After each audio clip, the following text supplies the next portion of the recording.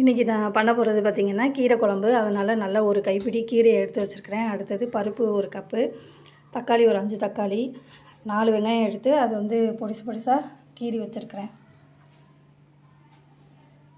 அடுத்தது பச்சை மிளகா ஒரு 5 பச்சை மிளகா இந்த மாதிரி கட் பண்ணி வச்சுருக்கிறேன். அடுத்தது கருவேப்பிலை நிறையா வச்சுருக்கிறேன். ஏன் அப்படின்னா கருவேப்பிலையை பொறுத்த வரைக்கும் பாதி வந்து கீரையோடு போட்டு வேக வச்சுட்டு அதுக்கப்புறமேட்டு தாளிக்கிறதுக்கு எடுத்துக்க போகிறேன். இப்போ அடுத்தது சீரகம், அடுத்தது வரமிளகா தாளிக்கிறதுக்கு, பூண்டு இந்த மாதிரி 4 பல் பூண்டு எடுத்துகிட்டு இந்த மாதிரி நான் பொடி பண்ணி இந்த மாதிரி உரித்து நான் இப்படி ரெடி பண்ணி வச்சுக்கிறேன். அடுத்தது இப்போ இந்த அளவு கீரைக்கு பார்த்திங்கன்னா தேங்காய் கொஞ்சம் அரைக்கிறதுக்கு தேங்காய், அடுத்தது புளி கொஞ்சம் நான் நிறையாவே எடுத்துருக்கிறேன். இப்போ என்ன பண்ண போகிறேன்னா ஃபஸ்ட்டு ஒரு பாத்திரத்தில் கீரை, பருப்பு, வெங்காயம், தக்காளி, பாதி கருவேப்பிலை, பச்சை மிளகா இது எல்லாத்தையும் போட்டு நம்ம வேக வச்சு எடுத்ததுக்கப்புறமேட்டு இப்போ தேங்காவையும் இந்த பூண்டையும் பார்த்திங்கன்னா ஒன்றா போட்டு அரைச்சிட்டு அதுக்கப்புறமேட்டு இந்த புளியை எடுத்து ஊற்றிட்டு எண்ணெய் ஊற்றி கடுகு, சீரகம் போட்டு வரமிளகா போட்டு நல்லா பொரிஞ்சதுக்கப்புறமேட்டு அந்த கீரையில் தாளித்து கொட்ட போகிறோம். இதுதான் நான் செய்ய போகிற மெத்தடு. இப்போ வந்து எப்படி செய்யலாங்கிறத நான் இப்போ காமிக்கிறேன். ஒரு குக்கர் எடுத்துக்கிட்டு அதில் பார்த்திங்கன்னா குக்கரில் கொஞ்சம் தண்ணி மிக்ஸ் பண்ணிவிட்டு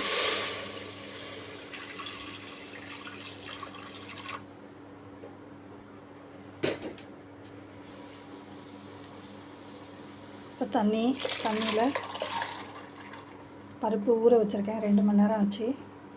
பருப்பு, கீரை, அடுத்து தக்காளி அந்த மாதிரி நல்லா வாஷ் பண்ணிவிட்டு 2 வாட்டி வாஷ் பண்ணுங்கள்.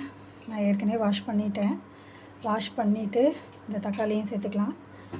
இதே மாதிரி பாத்திரத்தில் தண்ணி வச்சு நல்லா தண்ணி போட்டு நல்லா அலசுங்க. அதுக்கப்புறமேட்டு வெங்காயத்தையும் நல்லா இந்த மாதிரி கழுவி தான் 2 வாட்டி கழுவேன். இந்த மாதிரி தண்ணியில் 2 வாட்டி கழுவிட்டு இப்போது கட் பண்ணி வச்சுருக்கிறேன் பார்த்திங்களா, இந்த மாதிரி கீறி விட்டுட்டு இதை சேர்த்துக்கலாம். சேர்த்துட்டு உப்பு கொஞ்சமாக போட்டு மூடி போட்டு வேக வச்சிடலாம். பருப்பு, கீரை பார்த்திங்கன்னா நல்லா வாஷ் பண்ணிக்கிட்டு அதுக்கப்புறம் கட் பண்ணி நல்லா 2-3 வாட்டி வாஷ் பண்ணுங்கள். கீரை வாஷ் பண்ணிவிட்டு அதுக்கப்புறமேட்டு இது வந்து நேற்று நான் அந்த பாலக் கீரை பண்ணப்போ தண்டு எடுத்து வச்சுருந்தேன். அந்த தண்டை வந்து கழுவி இதில் சேர்த்துக்கிறேன். அடுத்தது சொன்ன மாதிரி இதில் கருவேப்பிலை பார்த்திங்கன்னா கருவேப்பிலையை வந்து பாதி எடுத்து இதில் சேர்த்துக்கிறேன். அடுத்து பச்சை மிளகாவையும் போட்டு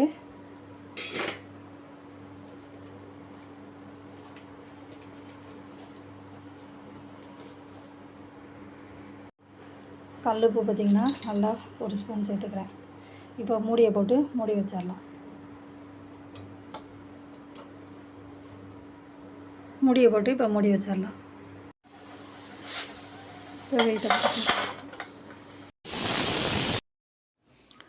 பருப்பு பார்த்திங்கன்னா நல்லா வெந்துருச்சு.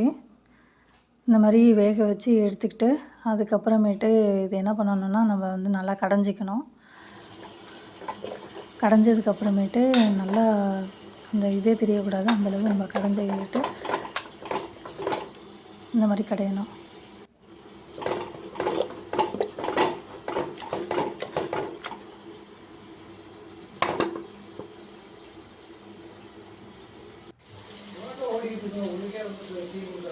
இதில் பார்த்திங்கன்னா அரைச்சி வச்ச தேங்காவை நம்ம சேர்த்துக்கணும்.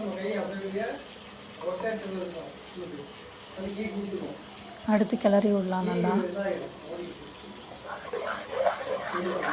இது ஒரு 1/2 ஹவரில் செஞ்சிடலாம். ரொம்ப சத்தானது, ரொம்ப டேஸ்ட்டாக இருக்கும். வீட்டில் செஞ்சோம்னா கீரைனாவே 3 வேளையும் சாப்பாடு தான் கேட்பாங்க. ஒரே நாள்லேயே காலி ஆயிடும். அடுத்து நம்ம கரைச்சி வச்ச புளியை சேர்த்துக்கலாம்.